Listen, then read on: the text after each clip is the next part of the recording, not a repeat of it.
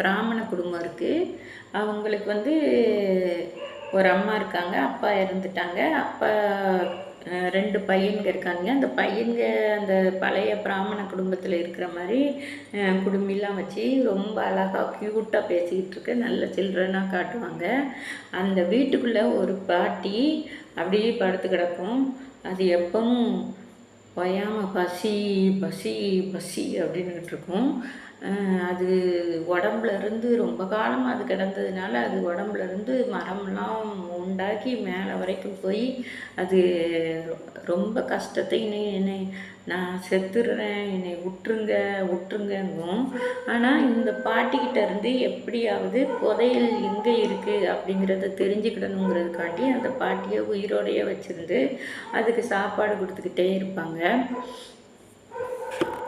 ஐயோ